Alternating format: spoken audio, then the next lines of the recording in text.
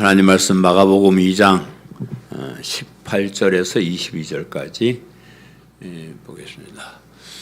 마가복음 2장 18절에서 22절까지 제가 봉독해 드리겠습니다. 요한의 제자들과 바리새인들이 금식하고 있는지라 사람들이 예수께 와서 말하되 요한의 제자들과 바리새인의 제자들은 금식하는데 어찌하여 당신의 제자들은 금식하지 아니하나이까? 예수께서 그들에게 이르시되 혼인집 손님들이 신랑과 함께 있을 때에 금식할 수 있느냐? 신랑과 함께 있을 동안에는 금식할 수 없느니라. 그러나 신랑을 빼앗길 날이 이르리니 그 날에는 금식할 것이니라. 생배 조각을 낡은 옷에 붙이는 자가 없나니 만일 그렇게 하면 기운 새 것이 낡은 그것을 당겨 헤어짐이 더하게 되느니라. 새 포도주를 낡은 부대에 넣는 자가 없나니 만일 그렇게 하면 새 포도주가 부대를 터뜨려 포도주와 부대를 버리게 되리라. 오직 새 포도주는 새 부대에 넣느니라 하시니라. 아멘. 마가복음을 통해서 사도 바울이 전한 복음의 주인이신 그 예수님이 어떤 분이신가 하는 것을 살펴보고 있습니다. 마가는 예수님이 하나님이시다, 또 그리스도가 되신다 하는 것을 강조하고 있고요. 또 예수님께서 무엇을 강조하시는가, 무엇을 소중하게 가르치셨나 하는 것을 중점적으로 기록을 하고 있습니다. 마가복음 2장에 들어와서는 예수님께서 인간의 죄 문제에 대해서 특별하게 말씀하시는 것을 볼 수가 있습니다. 우리가 앞서서 이제 다 배웠지만은 중풍병자를 고쳐주신 후에 작은 자야 내 죄 사함을 받았느니라 이렇게 이제 말씀을 하셨고요. 우리 레위 마태를 부르시고 이제 잔치를 벌렸을 때 거기에 세리들과 죄인들이 많은 것을 서기관들이 비웃자 예수님께서 나는 의인을 부르러 온 것이 아니고 죄인을 부르러 왔노라 이렇게 이제 말씀을 하셨습니다. 예수님께서 이 세상에 오신 목적은 죄인을 불러서 죄사함을 받게 하기 위해서라 하는 것을 알 수가 있습니다. 모든 인간이 다 죄인이기 때문에 예수님께서 직접 오셔서 죄인임을 깨닫게 하고 또 죄사함을 받는 길을 예수님께서 열어주셨습니다. 오늘 본문의 말씀도 그 죄사함과 연관이 되어 있는 그런 말씀입니다. 어떤 사람들이 예수님께 와서 말하기를 왜 당신의 제자들은 금식하지 않습니까? 이렇게 질책을 하는데 아마 여기 이제 사람들이 와서 이 사람들은 앞에서 예수님을 따라다니면서 감시하고 시비했던 서기관들을 말하는 것이라고 이렇게 생각할 수가 있습니다. 같은 사건을 기록한 마태복음에서는 요한의 제자들이었다 이렇게 이제 얘기를 하기도 하지만은 누가복음에서는 아마 서기관을 지칭하는 것으로 그렇게 기록을 하고 있습니다. 그래서 앞서서 서기관들이 예수님께서 중풍병자를 고쳐주시고 네 제사함을 받았느니라라고 하시자 하나님만 제사함을 줄 수 있는데 왜 인간이 그런 말을 하시냐고 비웃었던 그 서기관들을 말하는 것이고요.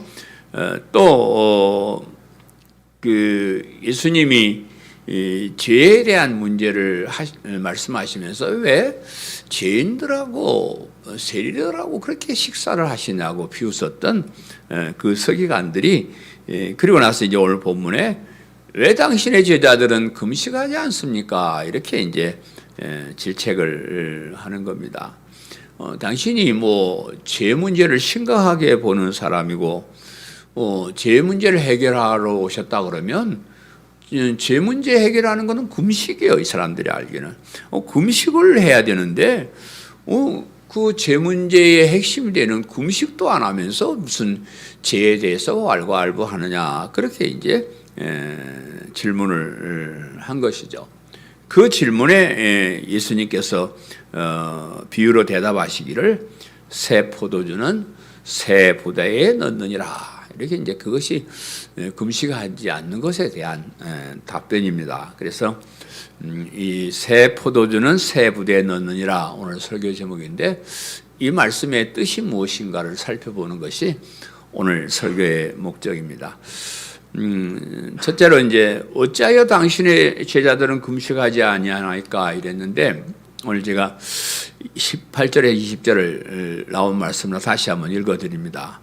요한의 제자들과 바리새인들이 금식하고 있는지라 사람들이 예수께 와서 말하되 요한의 제자들과 바리새인의 제자들은 금식하는데 어찌하여 당신의 제자들은 금식하지 아니하나이까? 예수께서 그들에게 이르시되 혼인집 손님들이 신랑과 함께 있을 때에 금식할 수 있느냐? 신랑과 함께 있을 동안에 금식할 수 없느니라. 그러나 신랑을 빼앗길 날이 이르리니 그날에 금식할 것이니라 라고 이렇게 말씀하셨습니다. 다른 교회들 가면 금식들을 많이 해요. 뭐 이제 순환절, 뭐 사순절 이럴 때 금식들을 하는데 우리 교회는 금식 같은 걸 잘 안 하잖아요. 제가 금식을 싫어해서 하도 옛날에 굶식을 많이 해가지고 내가 사는 날 동안 안 굶으리라 삼시세끼 꼬박꼬박 찾아 먹습니다. 그래서 제가 하나님께서 내 마음에 목회 끝날 때까지 내가 금식하고 하나님께 매달려야 될 그런 어려운 문제는 없게 해주십시오. 그래 기도했는데 뭐 그렇게 된 것 같긴 해요. 물론 이제 어려운 일도 있었지만은 그래서 이제 여러분 금식에 대해서 조금 이게 뭔 뜻인가 이렇게 이제 생각하실 거예요. 그래서 제가 금식에 대해서 이제 몇 가지를 설명을 해드리는데 구약 시대의 금식은 구약의 율법에서는 1년에 한 차례 대속죄일에만 금식하도록 규정을 했습니다. 하나님께서 1년에 한 번씩 이스라엘 백성들의 죄를 다 용서해 주는 대속죄일이 있는데 그날은 모든 백성이 금식해야 된다. 1년에 한 번 그렇게 금식하도록 규정을 했고요. 이제 그러면서 시간이 좀 지나니까 특별한 절기가 있을 때마다 이제 또 금식을 하긴 해요. 그래서 한 4번 정도 이렇게 1년에 금식하는 걸로 구약시대는 그랬습니다. 이 금식은 주로 죄 문제와 관계하는 자신의 죄, 또 민족의 죄, 잘못된 것 그런 것을 회개하고 하나님께 바로 서려고 할 때 이렇게 금식을 했는데 그런데 그런 어떤 좀 하나님 앞에 똑바로 살겠습니다. 다시는 죄 짓지 않겠습니다. 이번만 용서해십시오 하는 그런 마음으로 금식을 하는데 그런 마음으로 금식을 하지 않더라는 거야. 나중에 보니까 죄에 대한 해결을 위한 금식이 오히려 금식을 하면서 싸우고 다투는 거예요. 그래서 심지어 구약성에 보면 치고받고 하는 거예요. 금식하면서. 하나님께서 말씀하시기를 내가 기뻐하는 금식은 흉악의 결박을 풀어주며 멍에의 줄을 끌어주며 압제당하는 자를 자유하게 하며 모든 멍에를 꺾는 것이 아니겠느냐. 이사야 58장 6절 말씀. 금식의 의미는 죄를 용서받고 서로 참 얽히고 설킨 것을 서로 풀어주고 화해하고 하나님과의 관계에서도 화해하고 그런 어떤 자유를 주는 그런 금식인데 금식을 하면서 왜 너는 똑바로 안 사느냐 너는 그따위냐 해가지고 심지어는 주먹으로 치고받고 이래 금식을 하니까 차라리 금식하지 마라. 금식의 뜻도 모르고 금식을 하느냐 그런 질책을 했었던 것이고요. 오늘 이제 본문에 바리새인의 금식이 나오죠. 바리새인의 제자들이 금식을 했다 그랬는데 1년에 한 4번쯤 하던 그 금식을 이 예수님 당시의 바리새인들은 매주 2번씩 해요. 월요일과 목요일 이렇게 2번씩 이렇게 금식을 하는데 어떻게 해서 1년에 4번 하던 금식이 일주일에 2번이 되었는가? 이거는 성경에 기록이 없어서 잘 모릅니다. 바리새인들은 좀 상당히 경건하게 산다. 이렇게 이제 율법도 지키고 우리는 하나님 말씀대로 똑바로 산다 하는 사람들이 바리새인들이에요. 그래서 그런데 그런 경건이 정말로 참된 경건이 아니고 거칠애를 강조하는 거예요. 겉보기에 거룩한 척하는 그런 것으로 변했는데 속에는 악한 마음을 가지고 있으면서도 사람들 보기에는 이거 거룩한 척, 정말 똑바로 사는 척하는 그런 사람처럼 행동하는 것이 바리새인들이었는데, 바리새인들은 자신들이 죄를 범하지 않고 하나님의 말씀을 따라 경건한 삶을 산다는 것을 보여주기 위해서 금식을 한다는 거예요. 무슨 말인지 알겠죠? 그러니까 우리는 1년에 4번 그런 거 가지고 마음에 안 차. 우리는 적어도 일주일에 2번씩이나 이렇게 금식을 하면서 똑바로 살려고 노력하고 정말로 그렇게 사는 사람이다. 우리는 의로운 사람이다라는 것을 보여주기 위해서 금식을 했다. 그 말. 또 오늘 본문에 요한의 제자들을 또 금식을 했다 그랬는데, 여기 요한은 예수님께 세례를 베풀었던 세례 요한을 말해요. 세례 요한의 제자들도 금식을 했다 그랬는데, 이 금식이 어떤 성격인지는 우리가 잘 짐작할 수가 없는데, 다만 이 바리새인들처럼 그냥 외형적으로 형식적으로 금식하는 것은 아니었을 것 같다. 이렇게 이제 세례 요한이 회개를 외치고 똑바로 살기를 외치고 가식적인 거 그런 거 버리고 이런 것을 강조했기 때문에 그렇게 형식적인 것은 아니었을 것이다. 이렇게 이제 보여지고요. 또 그러면서도 특별히 자신들의 스승인 세례 요한을 생각하는 금식이었을 것이다. 이제 이렇게 보는데, 지금 그 세례 요한이 지금 붙잡혀서 왕궁의 그 감옥에 갇혀 있는 이런 상태예요. 그 헤롯 왕이 자기 제수씨를 붙잡아다 결혼을 했어요. 그러니까 세례 요한이 이 왕이 말이야 똑바로 안 하고 그딴 짓이나 하고 회개해야 된다. 거기다 대고 질러버렸죠. 그러니까 이제 왕이 이자식이 헛소리 한다고 잡아다가 감옥에 이제 가둬놓고 곧 이제 순교를 하기 직전 그런 상태인데, 그렇게 돼 있으니까 제자들이 세례 요한의 제자들이 스승을 위해서, 스승이 풀려나기를 위해서 아마 금식을 한 것이 아닌가 이렇게 보여지고요. 또 우리 스승같이 저렇게 훌륭한 분이, 정말로 정의를 외치는 분이 다시 살아나와서 세상의 모든 악한 세력들을 향해서 똑바로 살아라, 죄짓지 말아라 이렇게 외쳐야 되지 않겠느냐. 그래서 우리 스승이 무사히 나와서 이스라엘을 향해서 죄짓지 말라고 외치는 그런 사람이 되게 해주십시오라는 그런 기도였을 것이다. 그렇게 우리가 짐작을 해봅니다. 이렇게 이제 구약 시대나 바리새인이나 세례 요한의 제자들이 다 그들의 금식이 다 죄와 관련된 금식이었어요.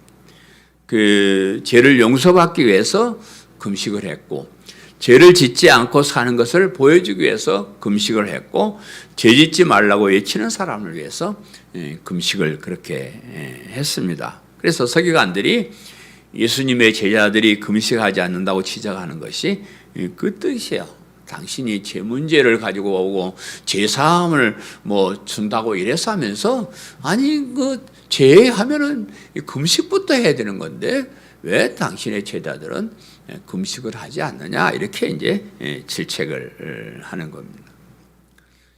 예수님을 따르는 제자들의 금식에 대해서 이제 예수님은 지금 금식하는 건 아니지만, 예수님께서 제자들이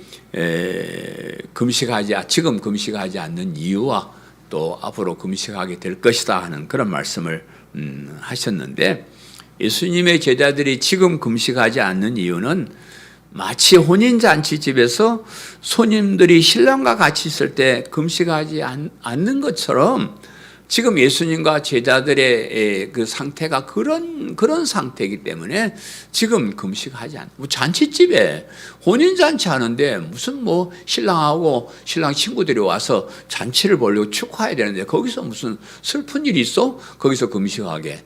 지금은 잔치집인데 금식하지 않는다. 그렇게 이제 말씀을 하시는데, 서기관들의 이제 지적대로 예수님은 우리 인간의 죄 문제를 해결하기 위해서 메시아로 오신 그런 방. 그런데 예수님께서 죄를 용서하시는 방법은 구약시대와 다르다는 거예요. 구약시대와 다르다는 거예요. 구약시대의 죄 문제 해결은 자신이 죄임을 깨닫고 그 죄를 회개하고 마음을 고쳐먹고 똑바로 살려고 다짐해서 자기 스스로 똑바로 사는 거예요. 죄의 문제를. 그렇게 해결하는 거예요. 그렇게 해서 죄 문제가 해결되고 인간 스스로 의로운 삶을 살 수 있으면 얼마나 좋겠어요. 그렇게 하면 되죠. 그런데 사람이 한번 마음을 고쳐먹고 내 지금부터는 정말 똑바로 살겠다 다짐하면 해도 그게 그렇게 안 되는 걸 어떡하냐 말이에요. 여러분 한 번씩 새해 되면 다짐 안 해보셔요? 다짐하는데 안 된다. 그래서 인간의 마음을 조석지변이라 그래요. 아침에 마음이 다르고 저녁에 마음이 다르요. 아침에는 내가 오늘 똑바로 한번 해보려 하면 저녁 되면 또 그냥 그 마음 없어져 버리고 그래요. 그래서 또 작심삼일이라는 말도 있잖아요. 우리가 그냥 다짐을 하고 그렇게 막 결심을 해도 사흘을 넘기지 못하더라. 이게 우리 인간의 마음입니다. 그래서 이제 구약시대 때는 1년에 한 번쯤 하면 괜찮겠지 했는데 한 번 해가지고는 택도 안 나는 거예요. 그래서 4번으로 늘려 그것도 안 되는 거예요. 그러니까 안 되니까 일주일에 이제 2번씩 금식을 하게 이르렀는데 일주일에 2번 금식하고 제 문제가 깨끗하게 해결이 되고 정말로 똑바로 살 수 있으면 얼마나 좋겠습니까?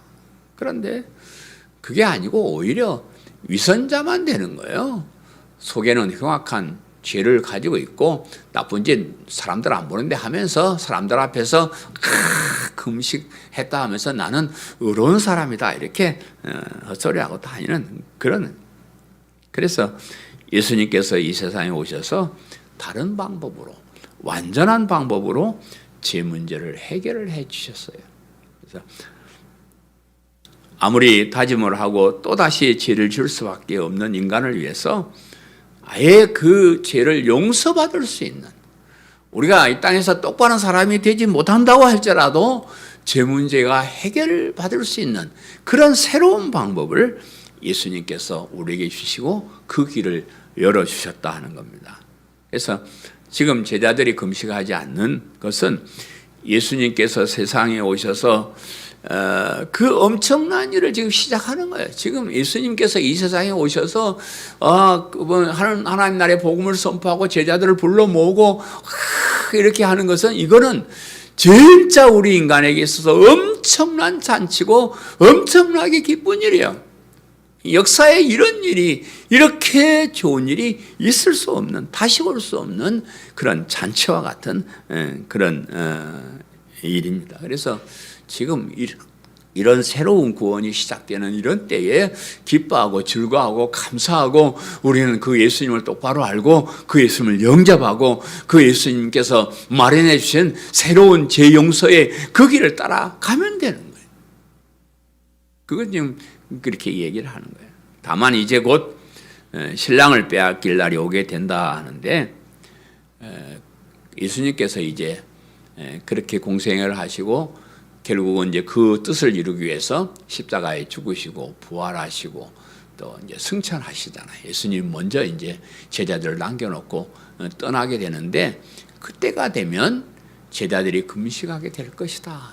그때는 그때의 제자들의 금식은 죄를 용서받기 위해서 똑바로 살기 위해서 하는 그런 금식이 아니고 죄의 용서에 대한 감사, 확신 그런 거 가지고 이 믿음, 이 귀한 믿음을 빼앗기지 않게 해달라고 금식하며 기도했을 것입니다. 그래서 지금은 금식하지 않지만 예수님이 이 구원 사역을 이뤄놓고 승천하시고 난 다음에 제자들이 이 땅에 남아서 복음을 전하면서 믿음을 지키면서 그 어려움 때문에 금식하게 될 것이다. 이렇게 말씀을 하셨습니다. 금식의 뜻은 대강 이제 아셨죠? 예, 이게 이제 이런 것이 이제 금식인데, 두 번째 생각할 것은 오직 새 포도주는 새 부대에 넣느니라 그랬네요. 21절, 22절 제가 다시 한번 읽어드립니다. 생배 조각을 낡은 옷에 붙이는 자가 없나니 만일 그렇게 하면 기운 새 것이 낡은 그것을 댕기어 헤어짐이 더하게 되느니라. 새 포도주를 낡은 가죽 부대에 넣는 자가 없나니 만일 그렇게 하면 새 포도주가 부대를 터뜨려 새 포도주와 부대를 버리게 되리라. 오직 새 포도주는 새 부대에 넣느니라. 여러분 이제 이 말씀의 뜻은 알겠죠? 제가 헌옷이 하나 있는데 여기 벙커가 났어. 그럼 여기서는 뭐 헌옷 쪼가리 갖다 떼우면 되는데 새 천을 갖다 거기다 붙이는 사람이 없다 그러면 새 천 가지고 새 옷 만들어 입지 그걸 뭐 헌옷을 떼우요. 또 새 포도주를 담았는데 그 헌 가죽 부대에 갖다 집어넣으면 그 가죽 부대가 낡아가지고 그냥 포도주도 못 쓰게 되고 부대도 못 쓰게 된다. 이제 그런 뜻이에요. 근데 이제 이 오늘 본문의 말씀은 사실 금식을 해야 되느냐 안 해도 되느냐 그런 것을 이야기하는 것이 아니고요. 구약 시대에 의로운 사람이 되는 방법과 신약에서 의로운 사람이 되는 방법이 다르다는 것을 강조하는 거예요. 여기 이 낡은 옷이나 낡은 가죽 부대는 구약의 언약을 말하는 거예요. 그리고 생배 조각이나 새 포도주는 신약의 언약을 말하는 거예요. 다 같이 하나님 말씀이고 다 같은 하나님의 언약이지만 시대에 따라서 적용하는 것이 다르다. 방법이 다르다. 그런 말씀. 다 같은 하나님의 언약이지만 예수님을 중심으로 주신 새 언약은 구약의 언약과 전혀 다른 약속이기 때문에 그 약속을 따라가는 방법이 달라야 된다. 그 말. 그래 신앙생활하면서 제일 헷갈리는 것이 아마 그런 것일 거예요. 구약과 신약이 있는데 어떻게 구약과 신약을 이해하고 조화시킬 것인가? 이것이 상당히 여러분 고민거리가 됩니다. 그 다 같은 하나님 말씀이지만 다른 점이 많아요. 아주 다른 말씀. 구약 시대의 이스라엘 백성과 신약 시대의 성도들이 다 같이 하나님의 백성이지만 아주 많은 점이 다르다는 거예요. 그래서 이제 제가 이 참 위험스러운 말이죠. 이제 제가 구약 성경을 완전히 무시해 버리면 여러분이 또 이단이라고 생각할 수도 있을 것 같고, 그게 이제 참 위험스러운 말이라서 제가 칼빈의 기독교 강요에서 오늘 이 말씀 구약과 신약의 다른 언약점을 제가 발췌를 해서 설명을 드려요. 왜냐 그러면 제가 개인적으로 하는 말은 여러분 뭐 잘 못 믿을 테니까, 이 칼빈은 우리 장로교의 뭐 장로교 목사들이 칼빈주의를 다 따르는 사람들이고 교회를 개혁한 그런 주요한 핵심적인 인물이고, 기독교 강요라는 책은 그 칼빈이 성경의 주요 핵심들을 설명해 놓은 책이 기독교 강요입니다. 여러분 이제 잘 모르게 옛날에 우리 교회 초창기에 계시던 분들은 제가 그 기독교 강요 책 두 권을 새벽마다 그걸로 설교를 다 했습니다. 여러분 뭐 그때는 못 들었을 건데, 그래서 이제 그것을 자세하게 다 설명드릴 수는 없고 핵심만 제가 정리해서 얘기를 하는데, 이 포인트는 칼빈이 한 말이, 첫 번째로 구약은 영적 축복을 현세적 축복으로 표현했다. 구약 성경이 어떤 성경이 영적인 축복을 우리가 받아야 되는데 그것을 현세적으로 표현했다. 칼빈이 하는 그런 말입니다. 구약이나 신약은 모두가 핵심적인 뭐냐면 우리가 살아야 될 본향이 여기가 아니고 영원한 하나님 나라인 것을 알고 그 나라를 사모하면서 그 나라에 들어가야 된다는 것이 핵심 포인트예요. 구약이나 신약이나 그 점은 같은 것인데, 그 하나님 나라를 구약에서는 이 세상 나라를 통해서 보여주셨다는 거예요. 이해가 잘 안 되실까? 구약 시대나 신약 시대나 똑같이 우리가 돌아갈 본향이 있다는 거예요. 영원한 천국을 향해서 가야 되는, 그게 하나님 나라인데, 그것을 구약 시대 때는 현재의 나라를 통해서 보여주신 것이다. 이렇게 이제 얘기를 합니다. 하나님께서 아브라함의 후손을 통해서 하나님 나라인 이스라엘이라는 나라를 가나안 땅에 세우세요. 그리고 하나님의 특별한 보살핌을 받으면서 살도록 해주셔요. 가나안 땅의 그 역사들을 읽어보면 하나님이 정말로 기적적인 방법, 특별한 방법으로 하나님이 그들과 함께 하시면서 그들을 보살펴 주셨는데, 그러나 그 이스라엘이라는 나라는 그것 자체가 최종적인 축복이 아니다 그 말이에요. 그 가나안 땅에 세워진 이스라엘 나라는 영원한 하나님 나라인 천국을 보여주는 것이다. 내가 이 가나안 땅에 이스라엘 나라를 이렇게 특별하게 이렇게 인도하고 보살피지, 이거는 그냥 맛배기고 정말로 내가 완벽하게 다스리는 영원한 하나님 나라가 있다는 것을 그 세상 나라를 통해서 보여주신다 하는 겁니다. 하나님께서 여러 가지 이제 그 가나안 땅에 사는 이스라엘 백성들에게 여러 가지 율법들을 주시면서 이 율법을 어기면 가나안 땅에서 쫓겨나가지고 세상 모든 나라에 다니면서 유리하면서 살게 될 것이다. 이렇게 이제 벌을 주는데, 하나님 뜻을 어기는 것은 영원한 하나님 나라에서 추방당한다는 것을 보여주는 것이다. 이스라엘 나라에 살면서 그 나라의 법을 지키지 않는 사람들은 추방시켜버리게, 애국이라 다 추방시켜버리고 잘라버리는데, 그것은 단순히 가나안 땅에서 가나안 땅보다 애국이 더 좋으니까 괜찮지 그런 것이 아니고, 하나님의 뜻을 어기는 사람은 영원한 천국, 영원한 하나님 나라에서 잘라버린다는 거예요. 그것을 보여주는 것이다.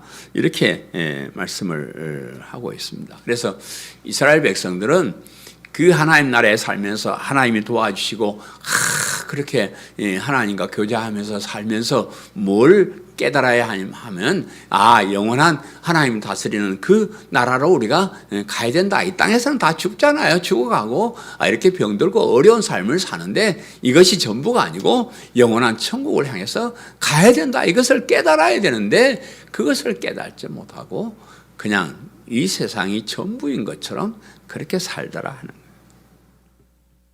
오늘날 우리도 예수님 믿고 신앙생활을 하면서 믿음 생활도 더 열심히 하고 교회를 위해서도 더 충성하고 그럴 때 이 땅에서도 복을 많이 받아요. 제가 여러분에게 천국 복음만 늘 전하면서 좀 안타까운 것은 이 땅에서 복 받는 법에 대해서 좀 안 가르쳐 주는 것 같아요. 맨날 천국 얘기만 하고 이게 좀 아쉽습니다. 여러분 이 세상에서 잘 안 되면요 그냥 세상 거 다 엎어버리고 하나님 나라에 한번 충성해 보세요. 세상엔 걱정에 얽매여 가지고 그렇게 살지 말고 뭐 잘 안 되면 하나님께 바짝 나와서 더 열심을 해서 하나님께 올인해 버리세요.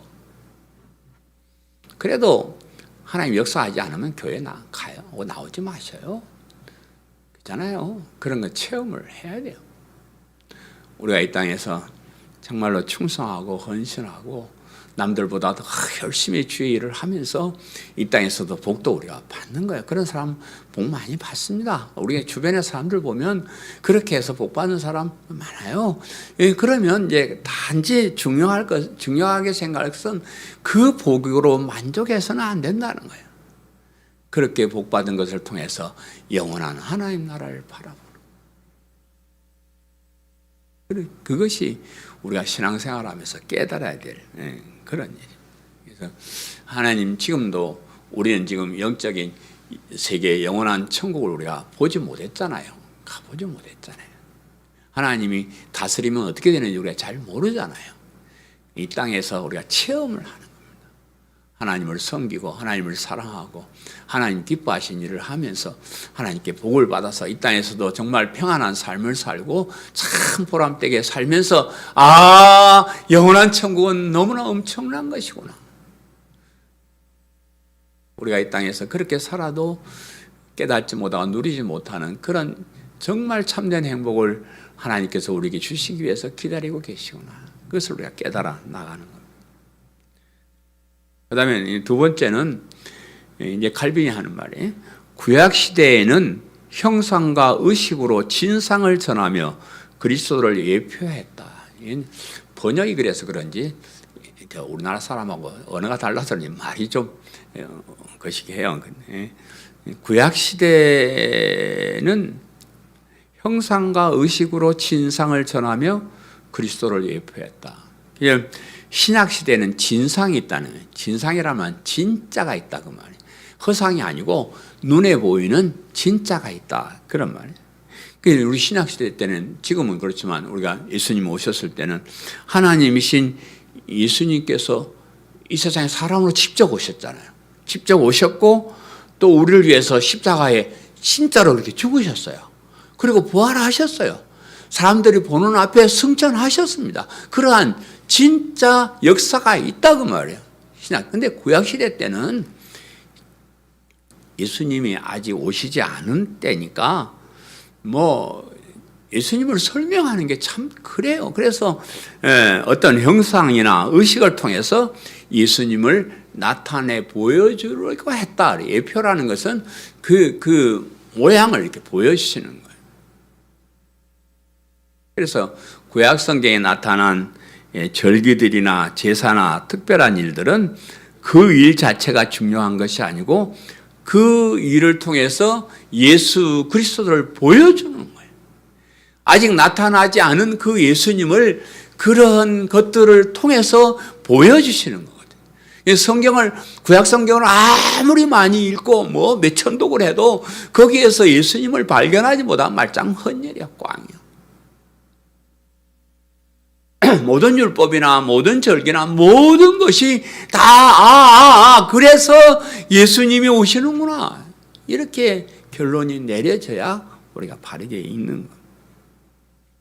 특별히 이 제사 제도는 죄와 관련이 있고 예수님의 죽으심과 관련이 있습니다. 그래서 예수님이 구약시대에 맨날 제사 드리고 짐승 드리고 그러면서 이게 뭐냐, 그래서 그 제물로 어린 양으로 예수님께서 이 세상에 오신 것을 우리가 알아야 구약을 제대로 이해하는 거예요.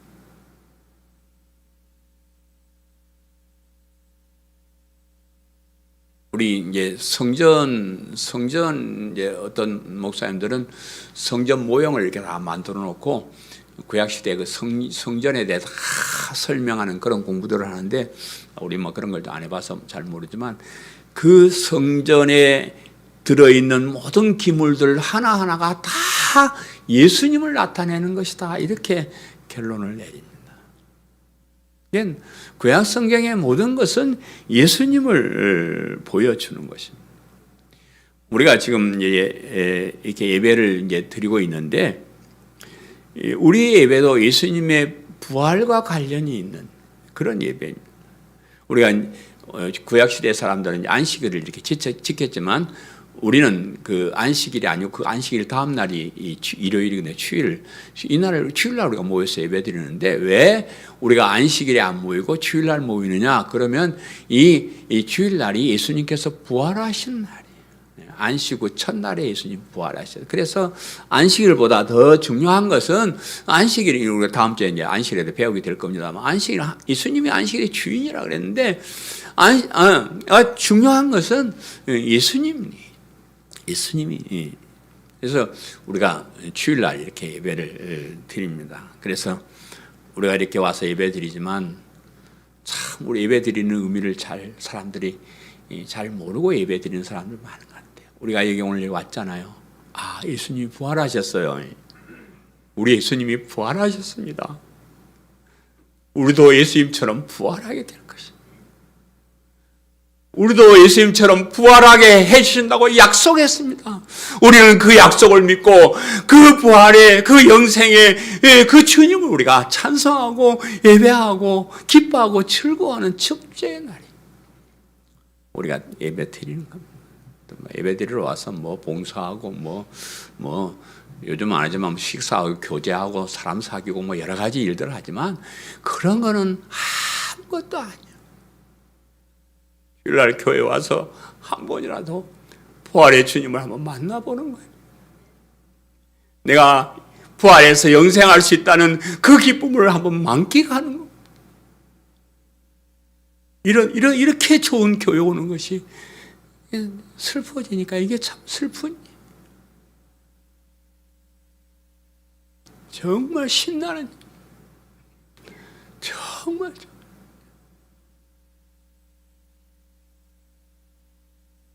우리 예수님의 십자가를 통해서 우리가 제사함을 다 받았습니다.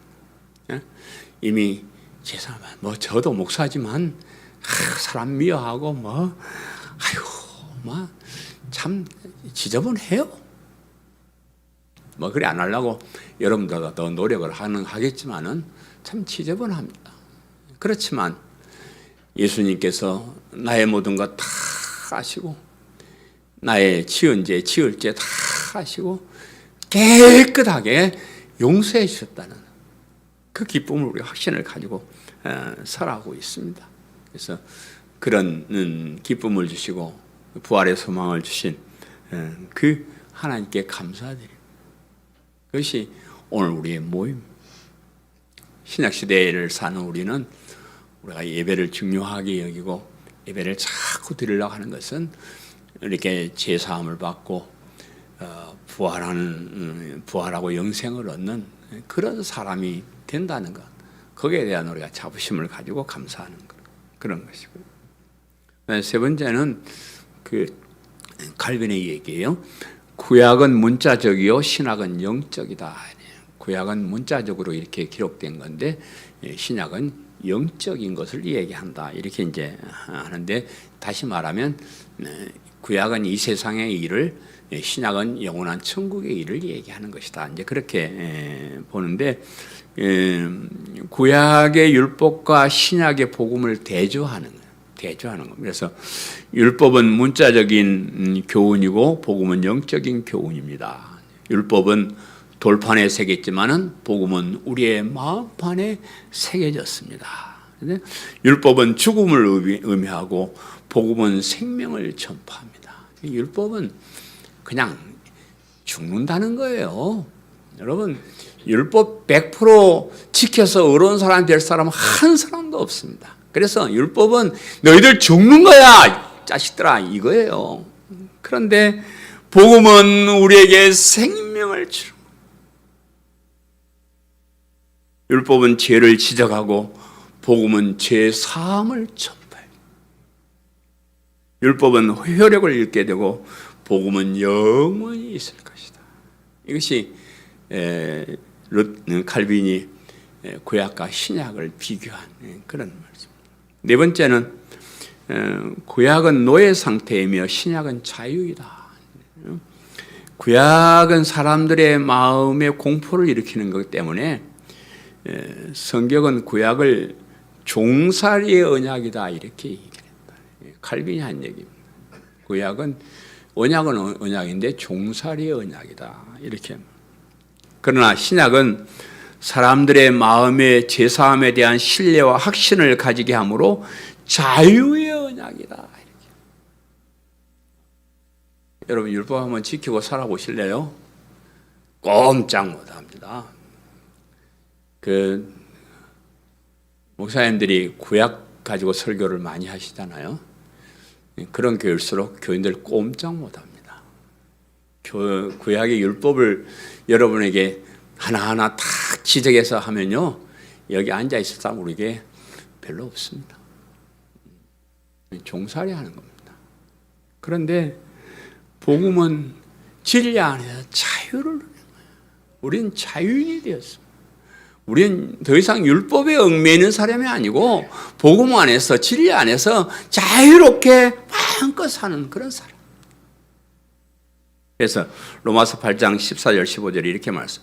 무릇 하나님의 영으로 인도함을 받은 사람은 곧 하나님의 아들이라. 너희는 다시 무서워하는 종의 영을 받지 아니하고 양자의 영을 받았으므로 우리가 아빠 아버지라고 부르짖느니라. 우리는 종으로 태어나지 않았다. 우리는 종이 아니다. 우리는 하나님의 자녀들이라. 하나님께서 우리 잘 되라고 좋은 말씀 해주시지만 우리를 종처럼 부려먹는 거 아니에요. 우리는 하나님의 자녀로서 그 권리를 누리면서, 권세를 누리면서 이 땅에 사는 거예요. 마지막 다섯 번째는 구약은 한 민족에게, 신약은 모든 민족에게 관계한다. 구약 시대 때는 이스라엘 한 민족만 하나님 나라로 부르시고 그들에게만 말씀하셨어요. 그러나 신약 시대는 모든 민족에게 구원의 은혜를 베푸셨어요. 모든 민족이라 해서 모든 민족을 다 구원하시는 것이 아니고 하나님께서 구원받은 사람을 선택하실 때 모든 민족 가운데서 선택하신다는 거예요. 이해하시겠죠? 구약시대는 이스라엘 나라만 선택받은 사람이지만 신약시대는 모든 민족 중에서 하나님이 특별히 우리를 선택하셨다. 이렇게 말씀을 하시는 거예요. 하나님께서 우리에게 이방인에게도 구원을 안 주셨다고 우리는 그냥 소나 돼지같이 짐승같이 살다가 죽을 사람들이에요. 이방인 참 별 볼 일 없는 사람들. 하나님께서 특별하게 우리에게 이렇게 은혜를 베푸셨어요. 그래서 하나님의 자녀가 되고 참 이런 것을 생각하면요, 우리는 그냥 교회 오고 예수 믿으니까 뭐 당연히 이렇게 뭐 하지만은 그렇지 않다는 거예요. 당연한 거 아닙니다. 하나님 특별한 은혜. 그래서 이제 구약 시대는 지난번에 말씀드렸지, 들으라, 이스라엘 들으라 그렇게 말하지만 신약 시대는 뭐라고요? 귀 있는 자는 들을지어다. 그래요. 귀 있는 자는 하나님의 택한 백성들, 하나님 택한 백성들, 우리에게 이렇게 은혜를 베풀어 주셨고, 우리나라는 오랫동안 우상 숭배하는 그런 나라였어요. 참 가망성이 없는 그런 비참한 나라에서 우리가 태어났는데, 이렇게 복음이 우리나라에 들어오고 이런 것은 하나님께서 이방인에게도 구원의 빛을 주시고 드디어 우리나라까지 와서 또 우리에게까지 이렇게 큰 은혜를 베푸셨다. 그런 자부심을 우리가 가지고 살아야 되네. 그래서 이제 새 포도주를 새 부대에 넣으라 말이 이 말씀이에요. 무슨 말인지 알겠죠? 우리는 구약 시대의 이스라엘 백성이 아니에요. 새로운 언약을 가지고 우리는 하나님과 피로 세운 새 언약에 참여하는 그런 사람들입니다. 그래서 구약에서 나온 그런 믿음이지만 그러나 그것을 실천하며 살아가는 방법은 구약 시대 사람들과 다르다. 그들처럼 종이 아니고 우리는 자유인이고 그들처럼 뭐 그냥 순간의 죄를 용서받는 것이 아니고 우리가 진짜 모든 죄를 다 용서받은 것이고 그들처럼 이 땅에 살면서 가나안 땅에서 내린 복이 아니고 우리는 영원한 천국까지 가는 그런 축복을 받은 사람들이다 하는 것을 기억하시기를 바라고요.